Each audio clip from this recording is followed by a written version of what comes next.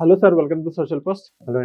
Sir, ఇప్పుడు gold అనేది ఇంకా పెరుగుతుందని చెప్పేసి అందరూ ఇప్పుడు ఫిజికల్ ఆర్నమెంట్స్ అనేది ఇప్పుడు కొంటున్నారు. 1,50,000 దగ్గర 1,45,000 దగ్గర కన్సాలిడేషన్ అవుతుంది. ఫర్దర్ గా ఇంకా పెరుగుతుంది గోల్డ్. 1,80,000 కంటే ఇంకా 2,00,000 పైనే వెళ్తుంది. ఇంకా 2 months లో అనుకొని చాలా మంది ఇప్పుడు ఫిజికల్ గోల్డ్ అనేది ఒక ఇన్వెస్ట్మెంట్ లాగా తీసుకుంటున్నారు. ఈ ఫిజికల్ గోల్డ్ ని ఇన్వెస్ట్మెంట్ అనేది మనం తీసుకోవడం కరెక్టేనంటారా? సో నిహాల్ గారు, గోల్డ్ అనేది ఎప్పుడూ మన పోర్ట్ఫోలియోలో ఒక ఇన్వెస్ట్మెంట్ లాగే ఉండాలి. కానీ పార్ట్ ఆఫ్ ద పోర్ట్ఫోలియో ఉండాలి. మొత్తం అంతా ఇన్వెస్ట్మెంట్ అంతా గోల్డ్ ఉండకూడదు. ఫస్ట్ థింగ్ అంటే డైవర్సిఫైడ్ పోర్ట్ఫోలియో ఉండాలి. సరే, ఇప్పుడు గోల్డ్ పరిస్థితి చూస్తే సార్, లాస్ట్ టైం కూడా మనం మాట్లాడుకునే ఎపిసోడ్లో 1,47,500 వరకు స్ట్రాంగ్ సపోర్ట్ లెవెల్స్ ఉంది. సో అక్కడే ఇంకా అవుతుంది. ఈ రోజు చూసుకుంటే 1,49,000 సంథింగ్ ఉంది. ఈ రీజన్ బై అక్కడక్కడే ఎందుకు ట్రేడింగ్ అవుతుంది అంటే బికాస్ ఆఫ్ ద వార్. ఇప్పుడు క్రూడ్ ప్రైసెస్ పెరిగిపోతుంది, డాలర్ స్ట్రాంగ్ అవుతుంది, మన రూపీ డిప్రిషియేట్ అవుతుంది. సో అందుకనే గోల్డ్ పైకి వెళ్ళట్లేదు. జనరల్గా ఈక్విటీ పడేటప్పుడు గోల్డ్ పెరగాలంటాం, రైట్? ఇప్పుడు రెండు పడుతున్నాయి. సో ది రీజన్ ఏంటంటే డాలర్ అప్రిషియేట్ అవ్వడం, రూపీ డిప్రిషియేట్ అవ్వడం, ఎక్కువ మంది బాండ్స్ వైపు చూడడం, ఇన్వెస్ట్ చేయడం.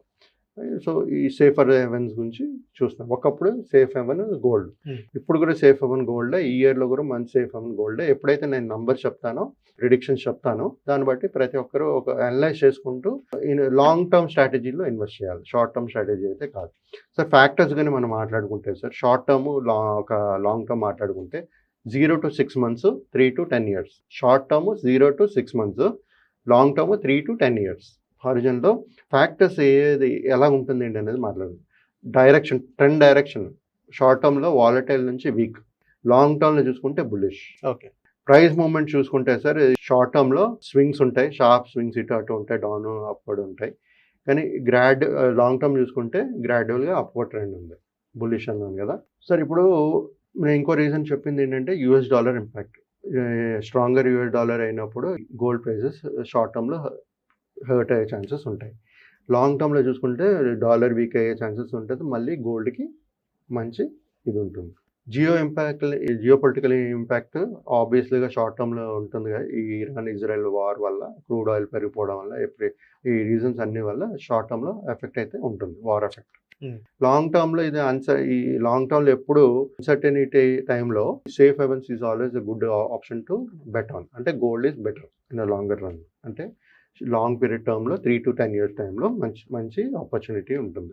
జనరల్గా ఇన్వెస్టర్ బిహేవియర్ చూసుకుంటే ఈ షార్ట్ టర్మ్లో ఇలాంటి సిచ్యువేషన్స్ ఏం చేస్తుంటారంటే ప్రాఫిట్ బుకింగ్ చేస్తుంటారు, తర్వాత మార్జిన్ కాల్స్ ఇవన్నీ తీసుకుంటుంటారు.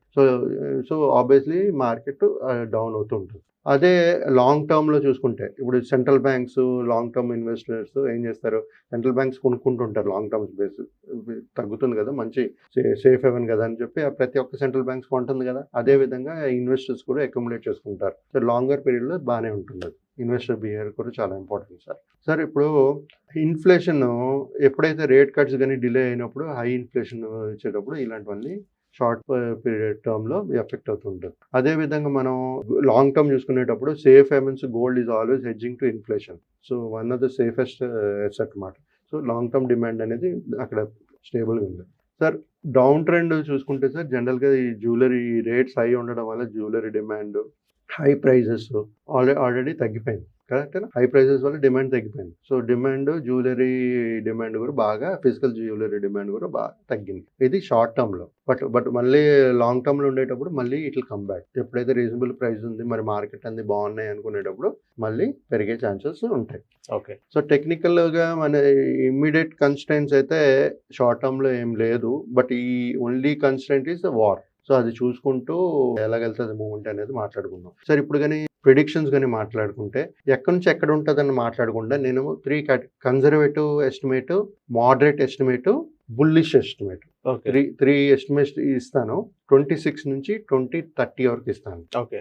2026లో సార్ కన్జర్వేటివ్ ఎస్టిమేట్ ఏంటంటే 1,35,000 నుంచి 1,60,000. ఓకే. మోడరేట్ ఎస్టిమేట్ అయితే అంటే 1,50,000 నుంచి 1,75,000 2026లో.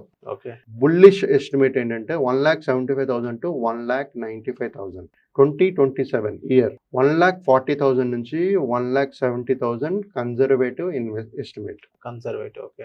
తర్వాత మోడరేట్ ఎస్టిమేట్ ఏమో 1,60,000 to 1,90,000 బుల్లిష్ ఎస్టిమేట్ ఏంటంటే 1,80,000 to 2,10,000. ఓకే. అంటే 2027లో 2,10,000 2 లాక్ దాటుతుంది.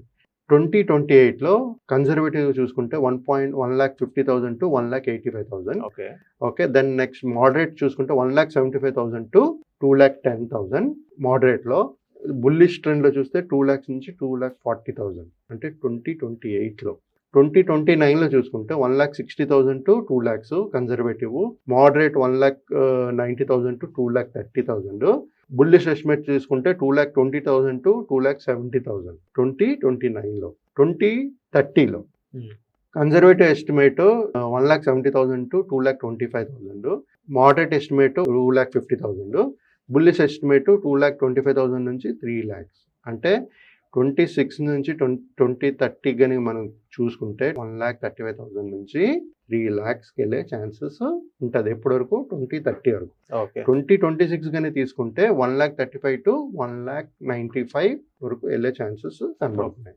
సో ఎవరైనా ఒకవేళ ఇన్వెస్ట్ చేయాలనుకునేటప్పుడు ఇప్పుడు ఏంటంటే ఫర్ ఎగ్జాంపుల్ ఒక 10 లక్షలు ఇన్వెస్ట్ చేయాలనుకుంటే ఒక 50% లంసము, మిగతాది staggered way within short span of time అలా ఇన్వెస్ట్మెంట్ చేసుకుంటూ వెళ్ళాలి. ఓకే. సో ఒకేసారి పెట్టకుండా బై అండ్ డిప్స్ అంటారు కదా ట్రేడింగ్లో, అలాగే ఈ విధంగా ఏంటంటే ఇక్కడ స్టాగర్డ్ వే ఆఫ్ ఇన్వెస్ట్మెంట్స్, కొంత ఇన్వెస్ట్మెంట్స్ లంసమ్ చేసి కొంత స్టాగర్డ్ వే ఆఫ్ ఇన్వెస్ట్మెంట్స్ చేస్తూ వెళ్తే ఏమవుతుందంటే మన ఒకవేళ ఇమ్మీడియట్గా ర్యాలీ వచ్చినా సరే మన ఆ 50% ర్యాలీ అనేది మనం బుక్ చేయగలుగుతాం. సో స్టాగర్డ్ వే అనేది కొంచెం ఒకవేళ మార్కెట్ పడింది అనుకోండి, ఈ స్టాగర్డ్ వే ఆఫ్ ఇన్వెస్ట్మెంట్స్ ఏదైతే ఉందో కాస్ట్ యావరేజింగ్ చేసుకునే ఛాన్సెస్ ఉంటుంది. మళ్ళీ మార్కెట్ రికవరీ అయ్యేటప్పుడు మంచి వెల్తీ అనేది క్రియేట్ చేయగలుగుతాం gold investments. Okay. Okay. So thank you sir మా సోషల్ పోస్ట్ వచ్చినందుకు. Thank you.